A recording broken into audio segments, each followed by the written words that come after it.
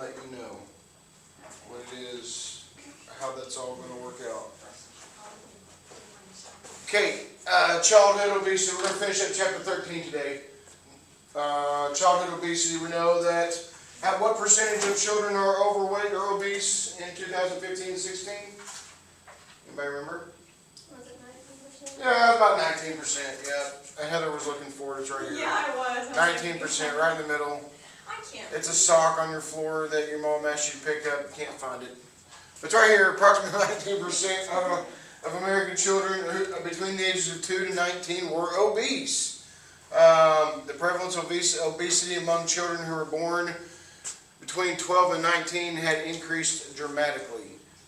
So we know that this is becoming an issue, most likely due to processed foods, more processed foods, and lack of physical activity.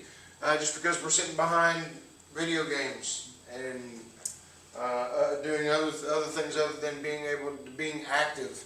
The BMI chart. So for children 2 to 18, we have growth charts. We have plot charts. Yes, there are BMIs, but we really don't look at those, even though the book talks about that.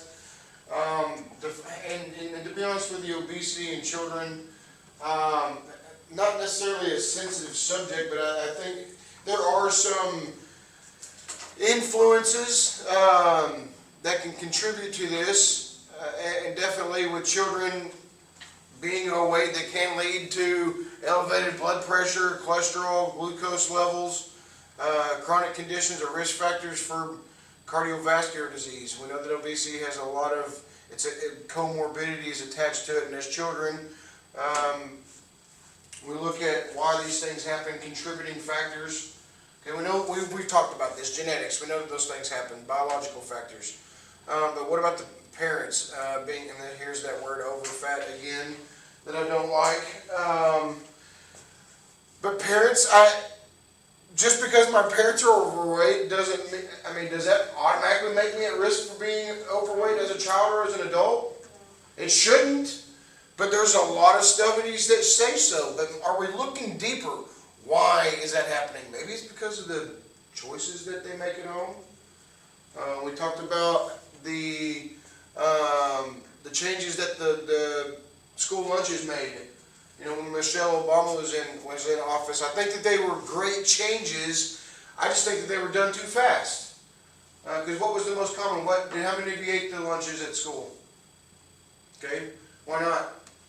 For those of you who didn't raise your hand, why not?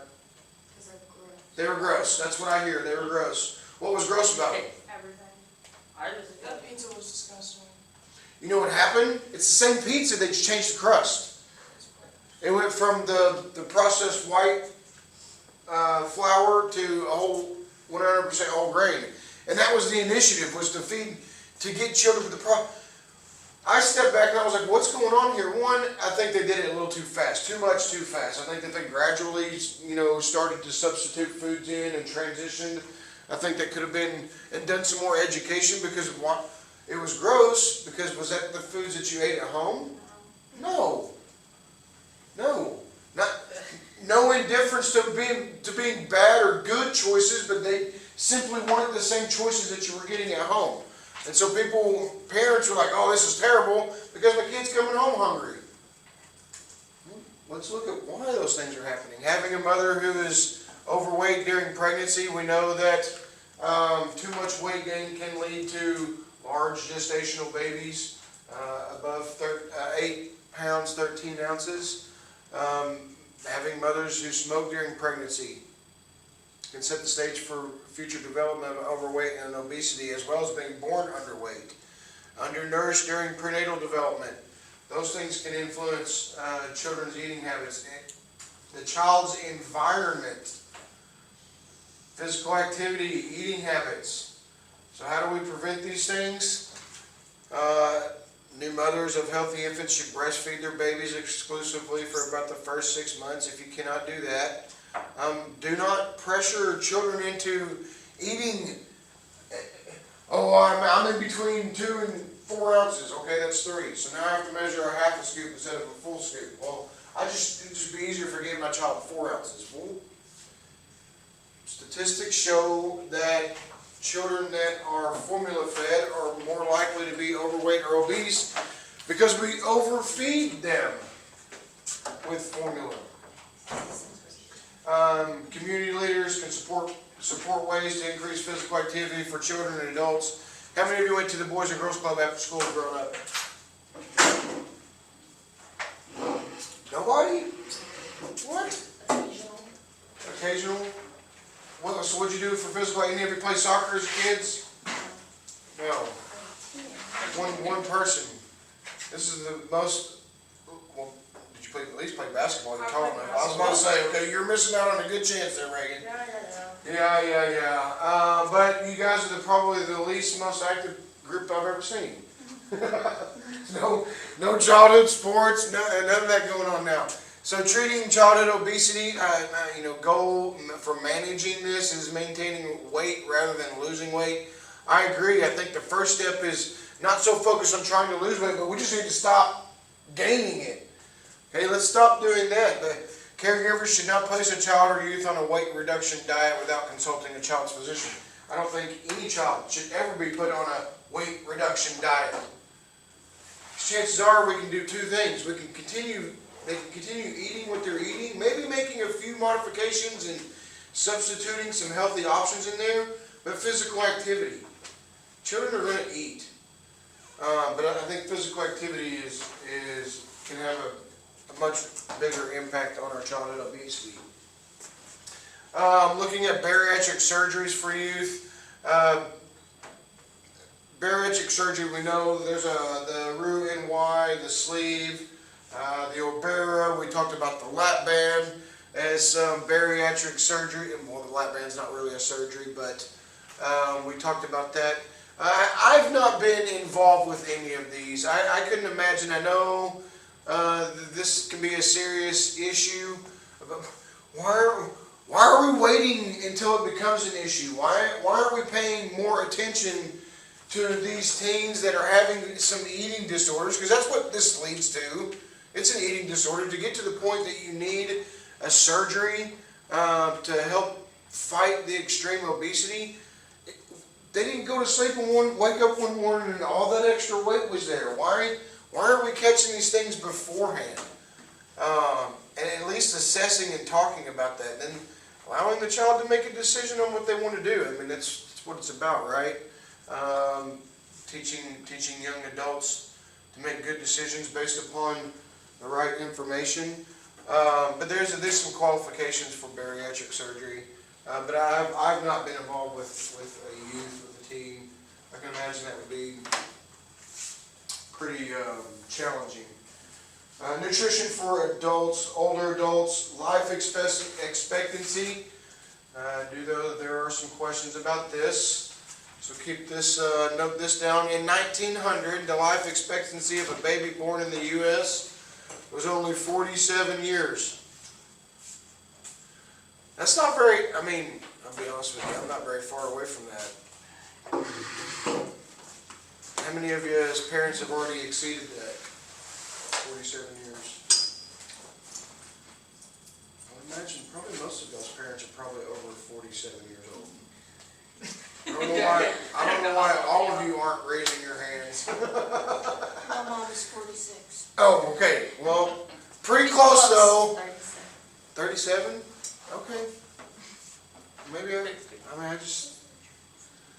life expectancy, remember this, is the length of time a person born in a specific year, such as 1900, can expect to live. So do you think it's 47 years today? No. What do you think it is, Flora? Maybe like 61 or 59. I don't know. 59, 61? Anybody else want to take a guess? So in 1900, our life expectancy, we were expected to live to be about 47 years of age. We know that that's changed. Flora said that's changed. She said it's a little higher. She thinks it's 59 to 61. Anybody else want to take a mad stab at it? No. 80. About 80. In 118 years.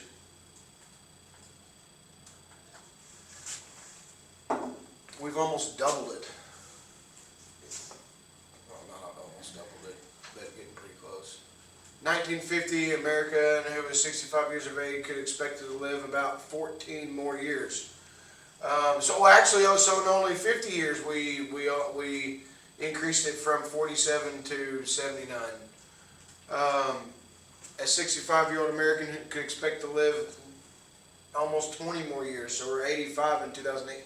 That's so weird. Here it says 79 years, but then it says in the same year, 65-year-old can expect to live for 20 more years, which would make it 85 years. This book. Anyway, major factors that contributed to increased life expectancy. What do you think those were? Why are we living so long? Doctor. Doctors, absolutely. Give them some credit, for sure. Doctors, medicine. What else? Let me put it to you this way. Do you think physical activity is important? Yeah. Do you think we know more about physical activity now than we did then? But are we more physically active now than we were in No. that? No. How ironic is that? Okay, but we talk about these life expectancies during the past century, improved diets. I think that's debatable because there's bad food choices out there, right? So I don't know that we could necessarily say can this be? Yes, mainly because we can get a wide variety of foods consistently throughout the year, whereas in 1900s, do you think we were buying fresh vegetables in the wintertime? No. Maybe potatoes. You can grow those in the cellar. Maybe some asparagus, some mushrooms maybe. Housing conditions, public sanitation, as well as the advances in medicine, definitely contribute to that life increase. But remember that life expectancy is the length of time a person born in a specific year can expect to live. Okay, 2% of Americans in 2016. I'm sorry. Americans who are the oldest, 85 years of age, comprise one of the fastest growing segments of the U.S. population. When I was in Nashville this weekend, our Association of Nutrition and Food Professionals, CDMs, we have a proficiency program here at UACCM, and that's the licensing agency organization for CDM certifications. And we were talking about that. Who do you think? We talk about the baby boomers, right? An enormous increase in population at that time. Yes. They're all about to retire. So if you're nursing, if you anything healthcare related, there's about to be an enormous need for all healthcare workers because of that population that's about to retire, to stop working, right? In 2016, almost 2% of Americans were in that age group, that 85 years or older. By 2060, almost 5% of Americans will be 85 years or older. It's crazy. 85 years. Healthy aging, we talk about that, trying to just share subtle changes and just pay attention more than anything what you're putting in your body. More Americans are living longer than their ancestors. They are not necessarily living well. Chronic diseases are among the leading causes of death in the United States. Diseases are associated with lifestyles that include smoking, eating a poor diet, and being physically inactive. Okay, growing old is normal and a natural process. Your body ages regardless of dietary and other related practices you follow.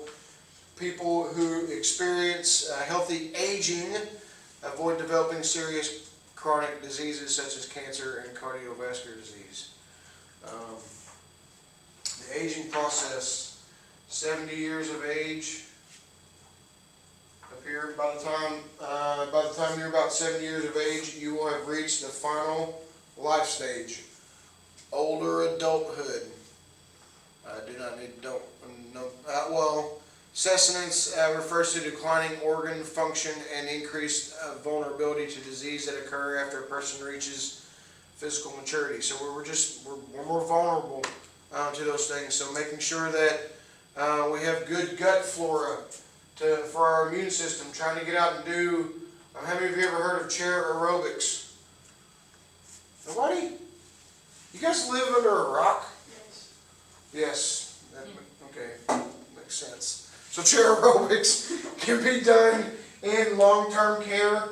It can be done in long-term care facilities. It's just meant for people that, as you know, we know as we age, our bone material density peaks at around 30, 32, 35 and starts to decline. Where do you think it's at when we reach 70? And muscle material, the same thing. Okay, we know that about 60, nothing magical happens at these ages that we talk about, but 65 years of age, our muscle just starts to deteriorate, takes a turning point. It's harder, metabolism slows down. Flora laughs, but there comes a point in time where, what's it called when a baby wants to, forces the food out of the mouth in the beginning of food? What's that? Some reflux. Yes, inversion, reflux inversion, very good. We do that again as we get older. Okay, so we start regressing the other ways. When we refer to declining organ function, increased vulnerability, I don't remember that being a term, but I think it's important to remember. Things just change. Musculoskeletal bone-forming cells become less active, resulting in bone loss. Okay, our whole body starts to go in the opposite direction. So we talked about life expectancy. Okay, how long is someone going to live in a certain time period? Lifespan is different. It refers to the maximum number of years an organism such as a human can live. To date, a French woman, Jean Calment, had the longest documented human lifespan of 122 years.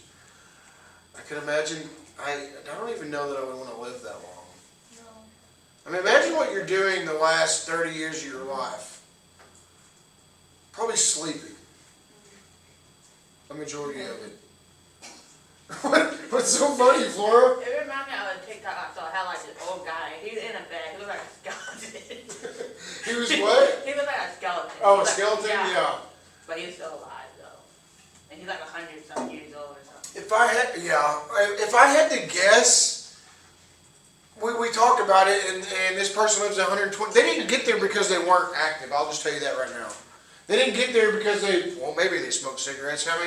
I mean, who knows? There could be a Marlboro probably signed this person. You smoke it, we'll keep you alive for 122 years so you can sell our cigarettes.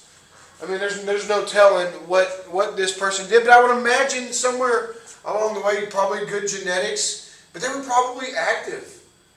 They were probably active for a good majority of their life. Probably ate well. Probably didn't have weight issues. Some scientists think that human lifespan can be lengthened considerably. Look at that, just by making dietary changes. Common nutrition-related concerns. Older adults have a greater risk of nutritional deficiencies because of physiological changes associated with normal aging process. An older adult's food intake tends to decrease as his or her metabolic rate and physical activity level decline. But it says that, older adults, how many of you have grandparents that retired? How many of them gained weight after they retired? Nobody? That's good. I think you're lying to me. But that's good though, because usually what happens, especially if it's an active person, maybe it was the military, maybe it was they were contractor, a construction worker, maybe it was just a physically, maybe they were a farmer, maybe they were up every morning out in the field working cows and they decide to retire. Their physical activity level changes, but their eating habits do not. My grandpa still goes to the gym every day. Good. Yeah, no, and how young is he? 60 something? So he's still young. Yeah, my grandmother I think just turned like 56. So I think he's in his 60s and he goes to the gym every single day. What about your grandma did? My my grandmother, she's pretty skinny. I mean, she walks around a lot, goes on walks with them, but she's sedentary. She like does book proofing on the computer for authors. So she's there. Yeah, but she gets up and walks around. Yeah, she's pretty healthy. Not good. Good. Yo, I mean, it's just, these things happen. Despite having lower energy needs, older adults need the same or higher amounts of vitamins and minerals. Why? Because the digestive system isn't working as well. Okay? It slows down the metabolism, it slows down absorption rates. Meeting micronutrient needs while eating less food can be difficult for older adults. Other factors can influence older persons' nutritional status, illnesses, medications. There's a book, even though dietitians we don't administer medications, we have a booklet, and it's not small. And they constantly, there's a new version coming out every year, every other year, with discussing medications and their interaction with foods, interaction with metabolism. We know that those things can happen. Critical nutrients for older adults are proteins, omega-3s. Where do we get the omega-3s from? Fish, yeah, and nuts, walnuts. Fiber, calcium, magnesium, potassium, vitamins, all the vitamins. Vitamins, folate, B12, B6, D, E, and K. Older adults tend to consume more than recommended amounts of sodium, saturated fat, and added sugars. Generally do not provide enough fiber, calcium, magnesium, potassium, zinc, folate. Well, they're just really, that's just an uphill battle for these people. Not really getting much of anything in here. Results of a study that focused on food choices for older American adults. Many American men and women ages 71 years and older do not meet the recommendations concerning amount of foods that's suggested by My Pyramid. This kind of gives you an idea of percentages of Americans who follow the dietary guidelines, recommendations by the USDA. This is percentages, so that's not very high. Although older adult men who meet the recommendations, fruits, vegetables is even lower. But think about this. Why would they not be choosing vegetables as an older adult? Harder to eat. Could be harder eating. That could be easily fixed, right? Maybe they do have some chewing issues. But what happens, for me to cook broccoli to a consistency that maybe they can eat it, what does it look like then? Just green mush. You can also like puree it. Do you want to eat pureed food? I mean, if it hurts to eat and I'm like 73, I'm like, I'm alive this long, might as well. As long as you just throw some like spices or something. As long as it tastes good, I don't care. I'll drink their straw. That's what Heather said. Well, she's going to be easy to take care of when she gets to this age. But I can imagine it wouldn't, they probably don't look very good. Who knows? They might not taste very well. We know our taste buds are changing. We just talked about a food jag is when children, stop eating foods that they normally like. And it's usually, it happens at a certain time period, usually about 2.5, 3 years old to about 7. Then it looks like it starts happening again. Grains, I think we're doing pretty good on. We don't drink, or they don't drink a lot of milk. Okay, 7% is the lowest percentage for the men, for the adult men. It's even lower for women. So if we know this is a good source of, look at that, D, vitamin B6 and 12, calcium, potassium, those things we can find in milk. Why aren't they drinking more of that?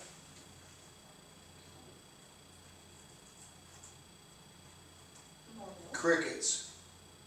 More milk. Why aren't they drinking more milk? Why aren't we encouraging it? They're older. We just talked about their intestines, right, aren't absorbing metabolism.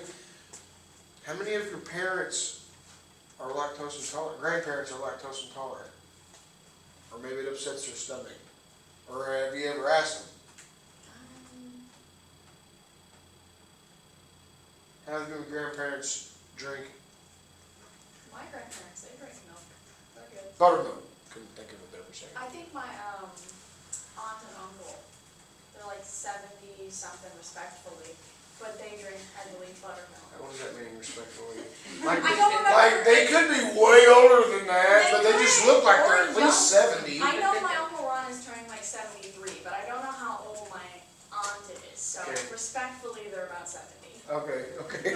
Added together, they're at least 70. But they drink buttermilk? Yeah, because my, great grandparent lives with them, because his wife died, so he's suppressed. But, he lives there, and so he can't really eat as well as he used to, so they make like buttermilk and then feed him. They make their own buttermilk? Well, I mean, you're Southern. Okay. No, I think that's great. I mean, but when we talk about, They make do with it. when we talk about, older adults not eating very well and the things that they're missing out on, okay, that they're critical nutrients for older adults. Find that in milk, calcium, potassium in milk. We can get some B vitamins out of the milk, definitely vitamin D out of the milk. And you know, why aren't we, those are low percentages. Why aren't we trying to focus more on that if they're able to drink it? Maybe it upsets their stomach, maybe it doesn't set very well. Maybe it keeps them I think, fuller longer. I think my grandparents and aunt don't care as much, because my great-grandfather was in like the Vietnam War and like all the wars, so he was, whatever he can eat, he's happy. Sure, sure. No, definitely. There's definitely a quality of life around the foods we eat. Sure. Changes in weight as the human body ages. As the human body ages, its need for energy decreases. We talked about that. In sustenance, muscle mass declines as much as some muscle cells shrink or die. Sarcopenia. That is a term you will see again on the exam. Muscle mass declines as some muscle cells shrink or die is called sarcopenia. Okay, the loss of muscle mass leads to a decrease in muscular strength and basal metabolism. You know that basal metabolism is what basic needs of survival, our basic needs of a calorie intake to get through the day. Older adults, especially those who are 75 years of age, may unintentionally lose weight. Several factors can contribute to weight loss among older adults. They eat less. How many of you know your grandparents or older family members?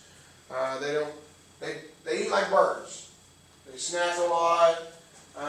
Maybe they will sit down and eat at meal times, but their plates aren't as full as everybody else's, and they lose the ability to taste and smell food. So they don't. Maybe their teeth. We talked about that as they get older, and changing the texture of the foods to be appealing. So loss of teeth, difficulty swallowing, dysphagia. How many of you are going to be nurses in here? A few of you. Dysphagia diet. There are different levels, especially when we're talking about food. We can change it. A hamburger can be a hamburger as if normal people would eat it, but we can also chop it, we can grind it, we can puree it, so that it becomes easier to swallow. It's not a choking hazard. But these things can also result in decreased food consumption. My grandparents, or my grandfather in particular, he had a peg tube for a little while because he had a stroke and wasn't able to eat foods very well by his mouth, so we did a peg tube. You see that often in healthcare. Declines in normal cognitive function, thinking abilities resulting from conditions such as Alzheimer's disease, reduced blood flow to the brain. How can we increase blood flow to our brain? Exercise. Yeah, there you go, exercise. There could be some positive to reducing the chances of Alzheimer's. Anybody know any family members that have Alzheimer's? It's pretty brutal, actually. It's sad, and all you want to do is just try to comfort, I guess. But the reduced blood flow can contribute to poor nutritional status. People who lack normal cognitive function may be unable to make decisions regarding planning nutritious meals. Conditions that interfere with mobility and flexibility, such as arthritis and osteoporosis. Okay, we talked about that happening mostly in women. Also interfere with shopping and preparation activities. We talked about the baby boomers about to retire. A lot of them, I feel like, you're not going to see as many nursing homes. I think you're going to see more like communities among these baby boomers that are starting to retire, even at an early age. But it's going to have a large impact on how we care for older populations. Many older people live alone and on fixed incomes. Circumstances are associated with depression and inability to afford adequate amounts of nutritious foods. How many of you are CNAs, long-term care? What's the resident's favorite activity of the day? Bingo. Bingo. Really? Is it just in there, them interacting with each other, or just?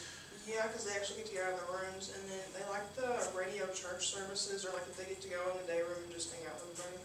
Good. They play cards? Not really? Not the one at Atkins anyways. Okay. I know, when I was doing the MASH program and we went to the geriatric center, they were really happy just to like play with kids that come by, because a lot of the nurses bring their children there, so they're having fun with that. And they're like, they have like this activity on every single table, so all of these different people can go and do certain activities and gossip. So they really liked that. Oh yeah, no, I mean, even if you want to just give back to your community, I strongly encourage you to always give back when you can. But take a couple hours out of your day and go over there on a weekend. It's gonna smell funny. Okay, I'll just tell you, it's gonna smell funny when you walk in. What's that? So they always. They do. Baby powder. They do, but go in there and engage with those people. I mean, think about it. You work in them. How many times do you have visitors that come in and see your residents? Not very often. That's pretty sad. Something I told my kids, don't put me in a nursing home. Because all you're going to do is forget about me. Mm-hmm. If you're going to do that, just drop me off out in the woods and let me fend for at least you're giving me a chance.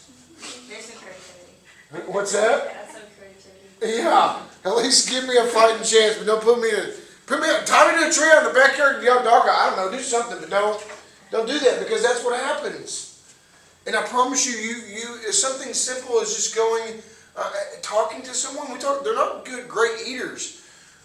But if we were able to staff like we could, and if CNAs could sit down and eat with them and encourage them, I promise you, they would eat more food. They would eat more food. We had one lady at Atkins, she's literally like, in her early to mid 70s, she weighs like 75 pounds. Doesn't eat, because they put her on pureed food, and it's disgusting. Her kids haven't come to see her in like years, so she quit talking. Like, she doesn't do anything but lay in bed all day. Just depressed. Mm-hmm. When something as simple as just us going and spending some time and and something as just talking to them. In my internship, I did a rotation in Clinton, Arkansas, at Ozarks Health. They have the hospital, and then attached to that's long-term care facility. And there was a young lady in there. I was there for a couple weeks. There was a young lady in there that didn't talk very well, didn't communicate very well, and she didn't eat very well. And I was drawn to that as a dietitian, as a student. I was drawn to that, and I was able to, even though I was able to do my stuff that I needed to do as an intern, but then I was able to sit down and talk to this woman. And a lot of people were like, when she talks, she just kind of rambles. And she did that a little bit with me, but the days that I was there, her intake increased by 50%. Just sitting down and talking to her, and a lot of the CNAs were like, I don't understand what you were doing. So I was just sitting down and talking to her. I was just sitting down and talking to her, and we talk about. They have good stories too. They do have good stories. I agree. They do have good stories. But yeah, this the depression, inability to afford, if they're not, living in those environments, adequate amounts of nutritious foods. Very old people refuse to eat. Okay, running sugar red, yes. Lose considerable amounts of weight in a situation that hastens their death. Reduced food intake among older adults contributing factors. Ability to taste and smell food, swallowing, teeth, loss of cognitive function. For older adults who find that food no longer tastes good, adding more spices may improve the taste of food. Also, marinating foods can also help. Can also help with flavor. Physical inactivity. Many of undesirable physical changes we associate with growing old are the results of a lifetime of physical inactivity. Most older adults can benefit from performing aerobic and strength training activities. I know this sounds crazy, but it could be something as simple as holding 2 cans of corn in your hands and just doing curls. Okay? Raising above their heads. When we talk about older populations, they're at fall risk, right? Well, if they don't have very strong arms, how are they going to get themselves up off the ground? They can't. Physical activity. Usually try to put them in a group. They enjoy that. Digestive system problems. When UCA has it's either independent or assisted living, but it's the square right there on College and is that College? Anyway, they did breakfast buffets in the morning times for the residents. You know what the one thing that had to be out there every single morning, regardless of what it was that they were serving? Prunes. Why? They help keep you regular.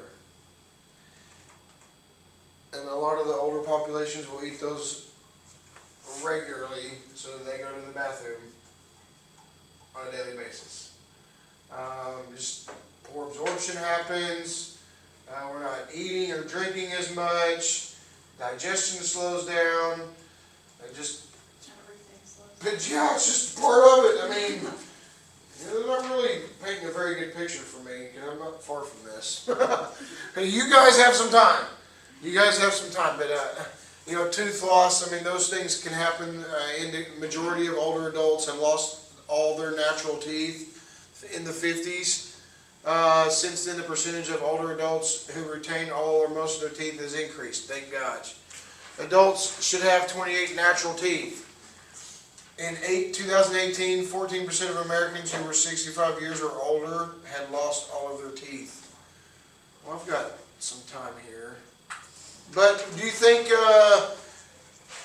tooth hygiene, do you think tooth health is genetic also? I think so. I think there are genetics. I can tell you my tooth health is very important to me. Part of it is my own poor decisions. But some of it, and it could be from my dad, but my aunt, I don't think any of my family members, I think they were all proud that they could make it until like 45 with some teeth. They had them all pulled. I don't know why you do that. So you just did a poor job of taking care of them. That's not a goal of mine. I want teeth until they have to be removed. But yeah, tooth loss related to long-term poor dental hygiene and poor dietary practices obviously has an impact on their foods. Now you don't have a choice. Now you got to eat ground chopped foods all the time. Depression, I don't think there's any questions in there. Dietary planning for older adulthood. I think I think more importantly, I think physical activity.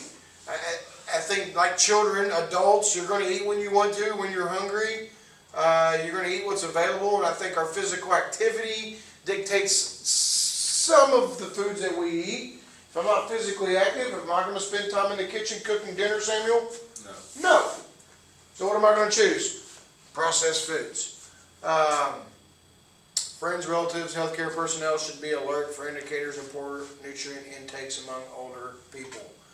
A lot of times we should be able to identify those things by, especially if we have healthcare professionals coming into the home and helping out. They should be paying attention to what's being thrown away as well.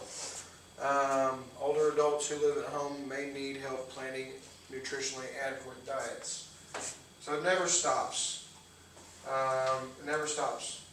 And that is chapter 13. That wraps up the book. For this semester, we will test